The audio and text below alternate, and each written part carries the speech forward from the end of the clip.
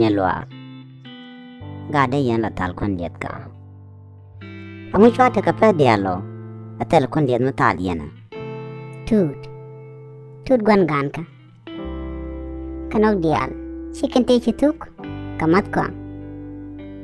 de liet klo jing ne ka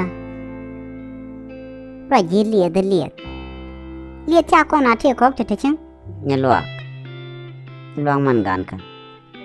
amu chro do ja ka she ko amu chi la wa bo ka wat ko bo ka jit ya ka dan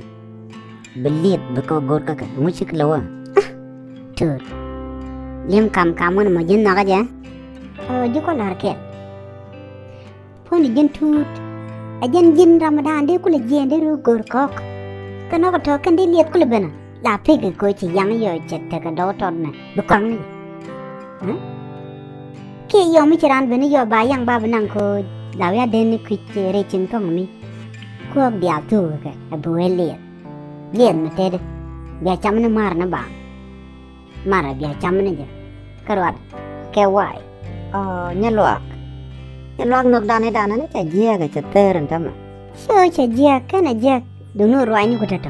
la da mon ilia ka jen ta la wakta no ngcha biliet kula jeng direl tera ma de liet gor na tiol ka tela ma gwa ma no ngcha wala na mu chu la da cha ne dia la ta nyelwa jene la ga kwai ne pin bang la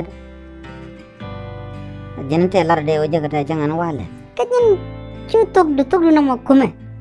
chu mu ra je liet yin tu de ra je liet ni cha ka ku ji gwa da ran de o je ta chi ran de ra ram la liet kula no nyande kula ra je liet ma kan ma tha liet te liet mi la tu ji jong ma te ka liet ya ten chi ran ra ko te liet ma go bi la e kan ma tha liet je ta ka pai che te ka liet mi no mu kwal to ne ko no ka liet bu ko lo chai bu ta liet gwa kwana pela ko chung no ko cha ne nan tama chi gang ni jin ngai dong jin chek ma de jende do de ro gor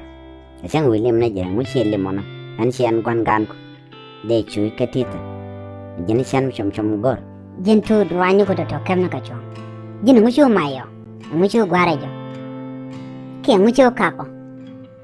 be ko lo no ba ko le bana tal ga ji chan ka li da la ka bu de liet ka tel mu no ngcha nyelwa lo don cha tar ka ani cha tar lo ko no ma ton ma cha lar ka kwi le Indo la nyuru bang jo duil na bene bang ka chu tok do nyok le ka jal ni jal wor man ko angore jam ka ngabor mo kana ka ngachara be kana de le pinya ja be te chi ga par ta to la chama de ni sia akan kwang nan ko ne le te ka jin cha ta de ta la kwan mo ga ma ta le ma de ne to ni to duil me te kwan la ba ma la ta le me de jen de lo re chang wa ma ka kwang ka mo cha ko lo re chang yo cha do jik sing de le yo ba chu ma ke me te ji ten chu ja gan to ba chu ma ko jan ku le la kwan me te ma la le din te ta le ko mo to go ka lien mo ga me cha la mi kwan de na jen chang chan dia bo den chang ma na